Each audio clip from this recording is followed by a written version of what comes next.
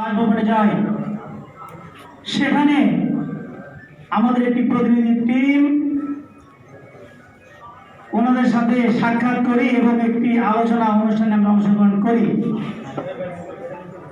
সেখানে আমরা সারা বাংলাদেশে সকল আউটসোর্সিং কর্মকর্তা কর্মচারী প্রকল্প ভিত্তিক যারা আছেন, দৈনিক মজুরি ভিত্তিক যারা আছেন, তাদেরকে বিভিন্নভাবে যে নির্যাতন করা হয় সেই বিষয়গুলো আমরা উপস্থাপন করি।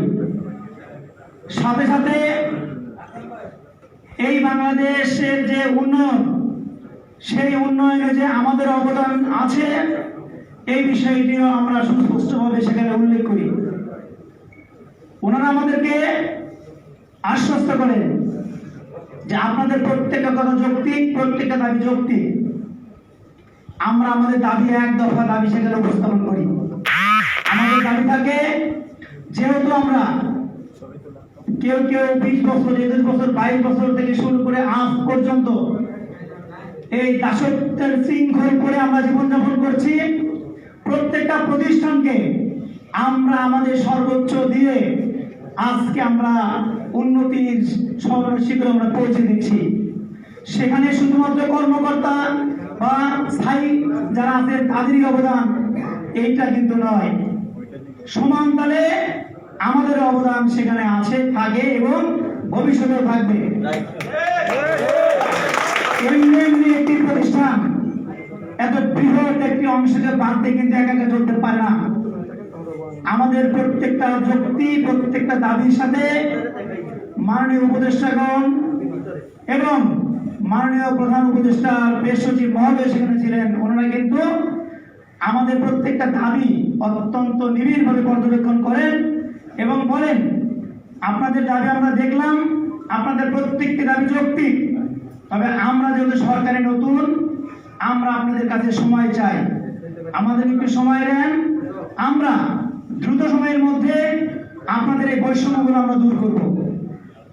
17 তারিখ থেকে আজকে 3 তারিখ সরকারের পক্ষ থেকে যখনই ঘোষণা করা হয় যে আপনারা আর কেউ রাজপথে আন্দোলন সংগ্রাম করে আমাদেরকে বিব্রত করবেন না, তখনই বাংলাদেশ আউটসোর্সিং কর্মচারী কল্যাণ পরিষদ বর্তমান অন্তর্বর্তীকালীন সরকারের প্রতি শ্রদ্ধা রেখে এবং তাদের দিক নির্দেশনা অনুযায়ী সকল রাজপথের প্রোগ্রাম কিন্তু স্থগিত ঘোষণা করে।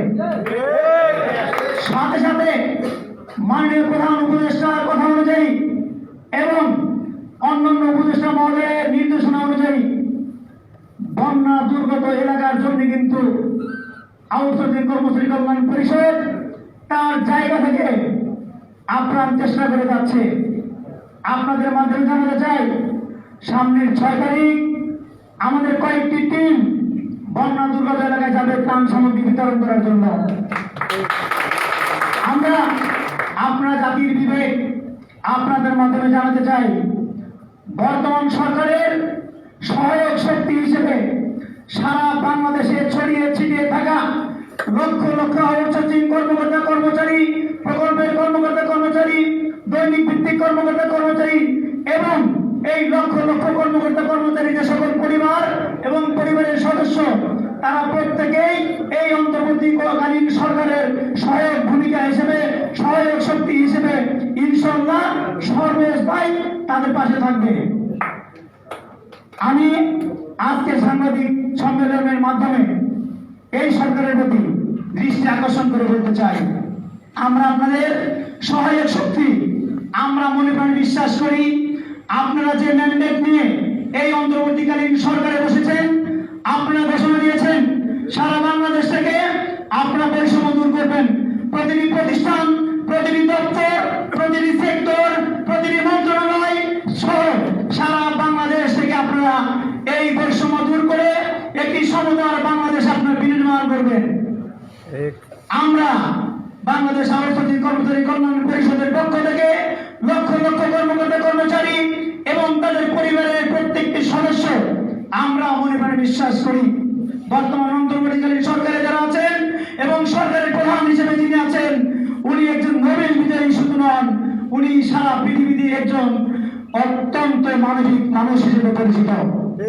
আমরা বিশ্বাস করি এই ব্যক্তির হাত ধরেই, এই মহান ব্যক্তির হাত ধরেই এই অভিষিক্ত প্রথা, এই গোলামী প্রথা, এই ঠিকাদারি প্রথা চিরতরে বাংলাদেশ থেকে বিলুপ্ত হয়ে যাবে।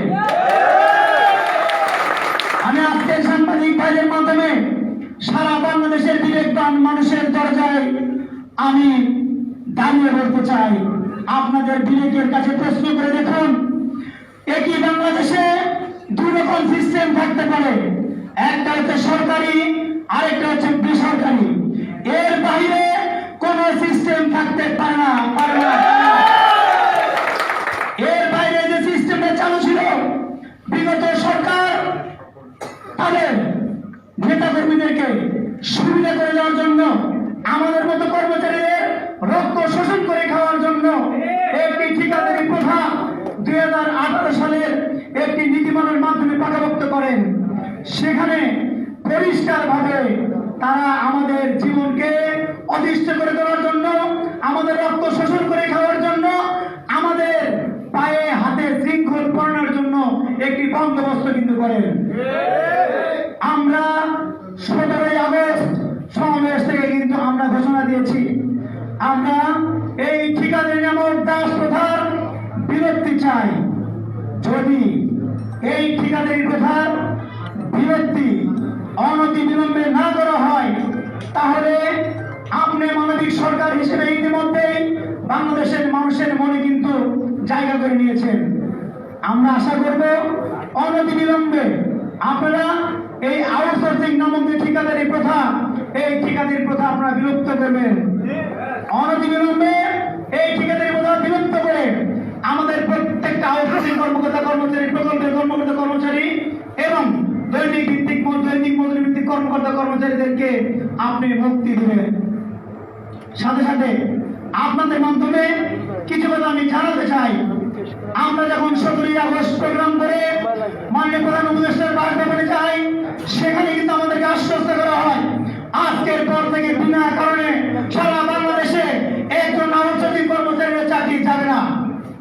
কিন্তু আমরা পরবর্তীতে দেখতে পাই কি, সারা বাংলাদেশে এই সকল ঠিকাদার তাদের অবৈধ টাকার জোরে তারা কিছু এজেন্ট নিয়োগ করে। এই এজেন্টের মাধ্যমে আমাদের সাধারণ আউটসোর্সিং কর্মচারীদের উপরে তারা হামলা চালায়।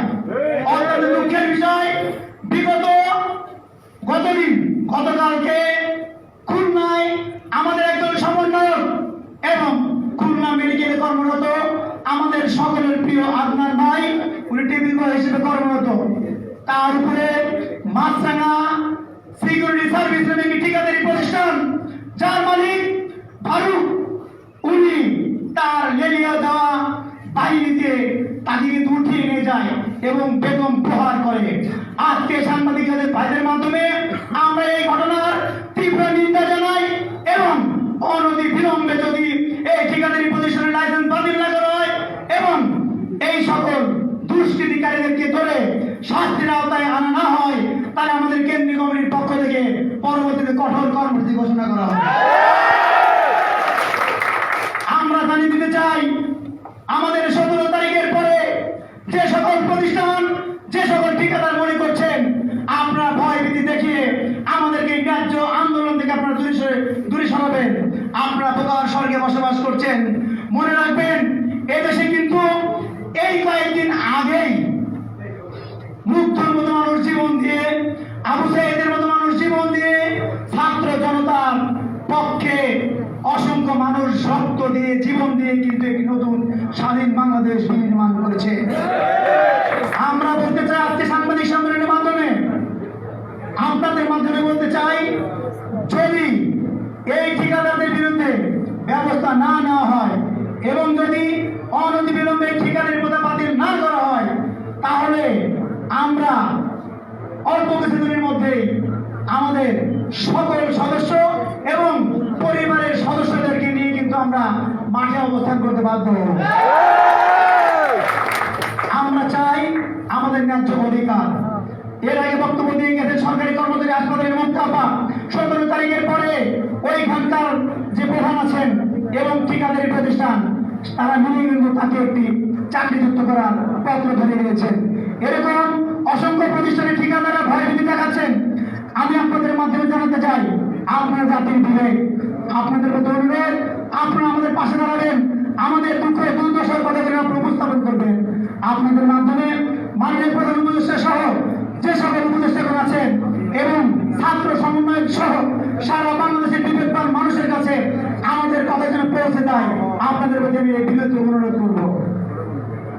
পরিশেষে আপনাদেরকে ধন্যবাদ জানিয়ে আমি আমার কথা এখানে শেষ করছি। আজকে যে সাংবাদিক সম্মেলন যেখানে আয়োজন করা, আমরা আমাদের সাংবাদিক সম্মেলনের মাধ্যমে আমাদের যে দাবি, এই দাবিটি সহ আমাদের মাননীয় সভাপতি জনাব মাহবুবুর রহমান আমিন এ পর্যায়ে বক্তব্য দিবেন এবং আমাদের যে সুস্পষ্ট দাবি, সেই দাবিটি উপস্থাপন করবেন। ধন্যবাদ সকলকে, সকলে ভালো থাকবেন। আসসালামু আলাইকুম।